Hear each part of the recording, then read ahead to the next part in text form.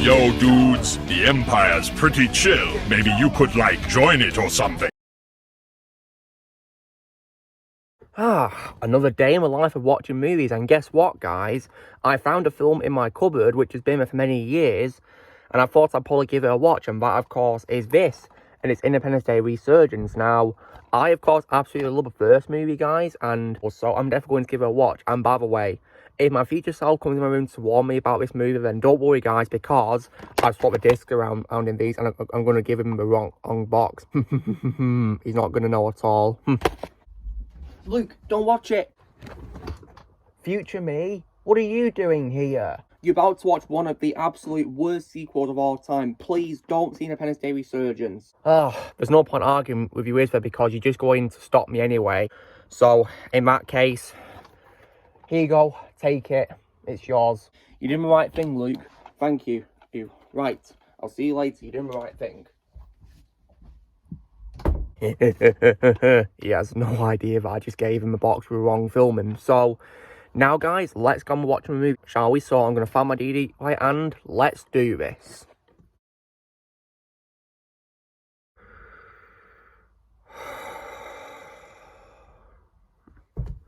Why did I give my future self the wrong film? Why? Hey everyone, Lucamus Prime here. So, as you have probably just seen by the cold opening, I just got done, of course, watching, and now this is actually for the second time I've watched this since I first saw it last year. This is actually, of course, a sci-fi action movie sequel. A sequel that, in my opinion, was not needed at all. And this film, which I'm going to be trash talking because I absolutely hate it, is none other than 2016's Independence Day Resurgence. I absolutely hate this movie, and I'm going to be ranting about it. So, this was once again directed by Roland Emmerich, and so, now, how was this sequel made, you guys probably going to be asking? So after, of course, the amazing success of the original movie, and it became a very high-grossing movie, which back then in the 90s was very hard for a film to do, this guaranteed release of potential sequels. Although, personally, in my opinion, there was no need for them because this movie, in my opinion, had a perfect ending. They didn't set up anything else after it. Perfect closure right there. However, plans for a sequel began as early as 2001, with 20th Century Fox eventually green-lighting the project in 2014. Filming began in April 2015 at locations primarily in New Mexico, but also in the Bonneville Salt Flats of Utah, which of course were featured in the original movie. And this was also sadly one of the final films to star Robert Loggia, who appears in a cameo appearance as General Grey. Rest in peace, Robert. And the film was dedicated to him in memory. Although, in my opinion, he was completely and utterly wasted in this movie. The film was released by 20th Century Fox in the United States on June 24th, 2016, 20 years after the release of the first movie, in 2D, 3D and IMAX 3D, and it received negative reviews and being considered a box office disappointment by grossing $389.7 million worldwide at the box office against its $165 million budget. When it comes to my reaction to this film, guys, so when this film came out in 2016, I heard nothing but bad news about it. I heard people were hating it, thinking it was a terrible sequel, so I avoided its release in the cinemas, and also because I was busy doing exams as well in that time, so I was busy revising. But then, unfortunately, however, I got this film as a present from one of my relatives. I think it was for Christmas. So when I got this, I was very reluctant to watch it. So I put it away in a box somewhere. And as you saw on the cold opening, of course, I found it in the cupboard after many years collecting dust. And I decided to give it a watch last year because, as you guys will know, I covered the original movie in my series of a movie that didn't need a sequel. So by including that in the film, I had to unfortunately watch this. So I gave it a watch on that first time, and I absolutely hated it. And even when it comes to today's trash talk, I rewatched the movie last night in preparation, and guess what, guys? It still sucks, in my opinion. Just an absolutely horrible sequel, one of the worst and most insulting sequels I've ever seen in my life, ever. So, Now, what is this movie about? So this film takes place 20 years after the events of the original movie, during which the United Nations has collaborated to form the Earth Space Defence, an international military defence and research organisation. Through reverse engineering, the world has fused the power of alien technology with humanity's and laid the groundwork to resist a second invasion. So, like, 20 years to prepare, as it says here. 20 years, which you never prepared in the first place. That's just so stupid.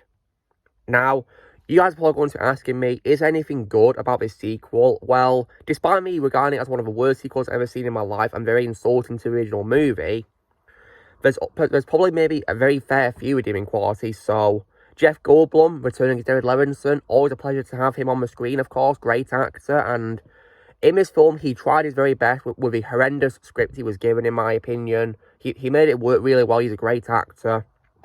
For what it is worth, he was, in my opinion, the only best part of the sequel. And he's one of my favourite actors of all time, so I'm not going to say anything bad about Jeff Goldblum. He's awesome. And I also, for what it is worth, like the return of Judd Hirsch as Julius, who is David's dad. And he was good in this. But that's probably about it for you know, the good quality with regards to a cast. And the music is also decent, in my opinion, composed by Thomas Wander and Harold Closer. I like how they did use the original theme from David Arnold in the soundtrack, I guess, which was good.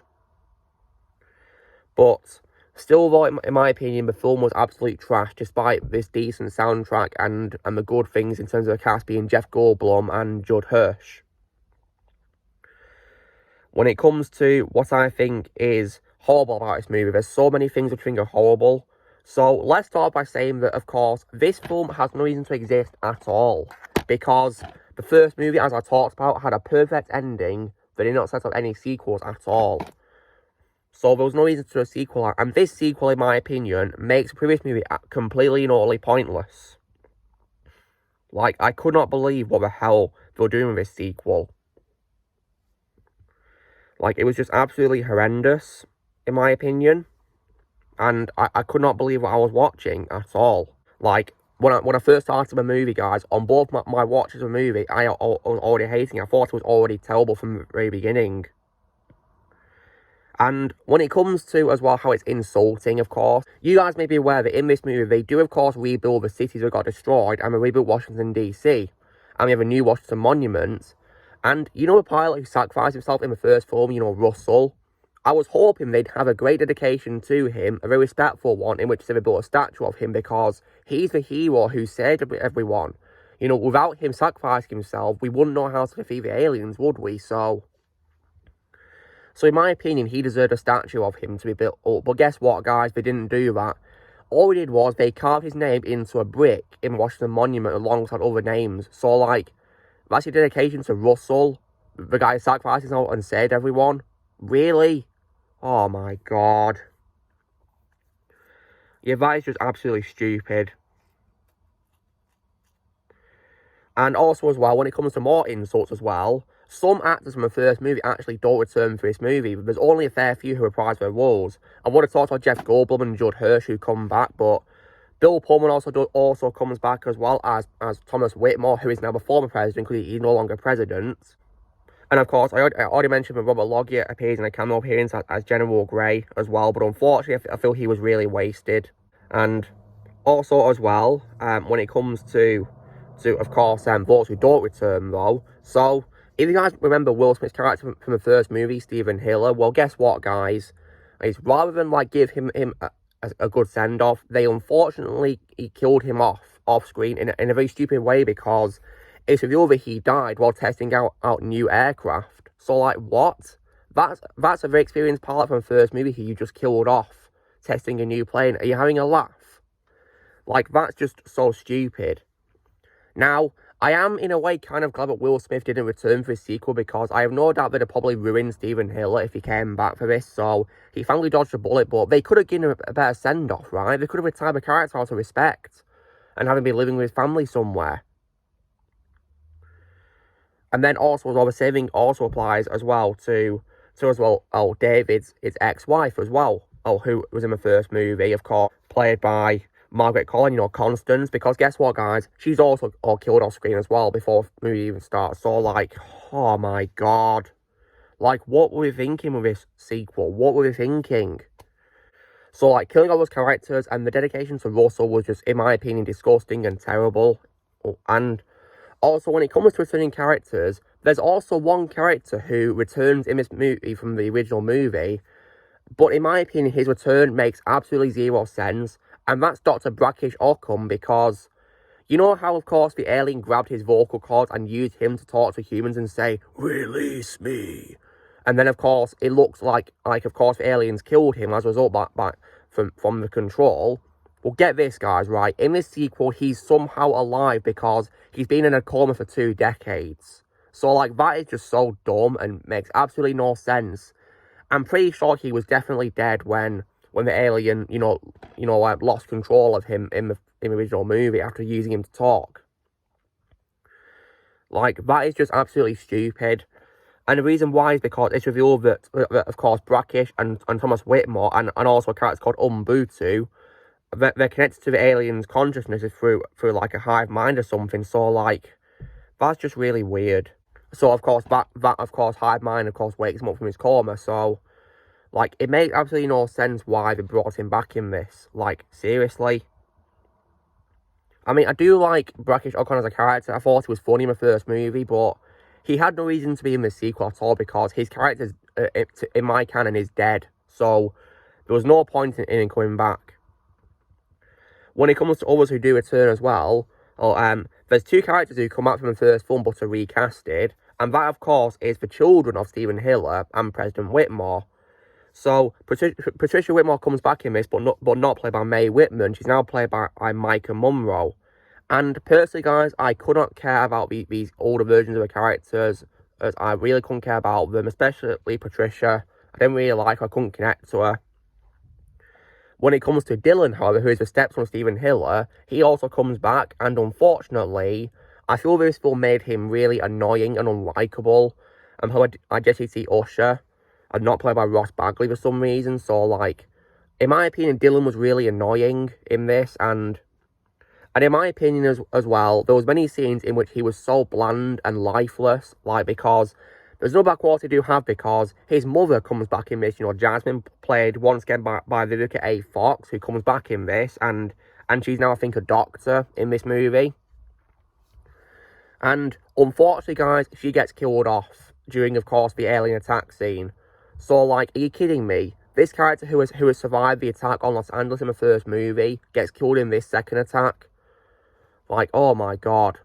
But what's worse is that Dylan doesn't even have a proper reaction afterwards, because he's just got a blank face afterwards. Like, he's not heartbroken or upset that he's now an orphan. Like, it's just absolutely stupid. Like, goodness me. Like, I really do think that the writing in this film was terrible, and speaking of the destruction scenes, in my opinion, compared to the absolutely visually stunning destruction scenes in this movie, which hold up to this day, in my opinion, the destruction scenes in this film are absolutely terrible and lackluster. Like, they're so underwhelming, in my opinion, and nowhere near as intense as the destruction scenes in this first movie. Like, it's so sad that a 90s film has absolutely beautiful visuals compared to a movie released 2 decades after it. That's just so stupid. And it's really appalling, because when you do sequels, you're going to be expecting better visuals, right? Of course, but this film is an example of where the sequel has worse visuals than its predecessor. Like, that's just absolutely stupid, in my opinion. And also, as well, in my opinion as well, compared to the first movie, the second one, to me, is also really boring as well. Like, I couldn't believe what I was watching, because it was so boring. Barely anything happens in this. There's not even much destruction scenes either, guys. Barely any at all. So that really annoyed me. And what's shocking is, as well, is that this film, when I saw last night, has a runtime of 1 hour and 54 minutes, I think it was. That's what it said. Whereas this first movie, however, is of course more than 2 hours long, right? And in my opinion, it's paced so much better than this absolute trash. This film is shorter but feels longer, and I really hated that. Like, it was absolutely horrendous. And also as well, when it comes as well to other things with movies which is so stupid, it does also rehash its predecessor quite a lot, because I've already talked about the destruction scenes and another invasion, of course, but it does also attempt to rehash the sacrifice from Russell, but this time it's President Whitmore that does the sacrifice. And what's worse is that, of course, he does do a sacrifice, but what is so dumb is that it's pointless, because he doesn't do anything to help the humans at all, because the alien queen in this has a shield, so the queen is not hurt by his sacrifice at all. So that was just absolutely stupid. I couldn't believe he did that. So basically, you rehash the sacrifice scene from the first film, but you make the sacrifice in this completely and utterly useless. Like, I couldn't believe it. Terrible. And what's also worse, guys, is that if you thought that was bad enough, wait to see the ending, because the ending of this movie is also absolutely dumb, because it's simply just a stupid setup for sequels. Like, no closure to a franchise, just setting up more of these cash grabs. So, like, seriously? Like, that's just such a dumb way to end it. But thankfully, however, guys, they haven't done a third movie since this, and thank God for that, because I've no doubt it'll probably be a lot worse than this second movie.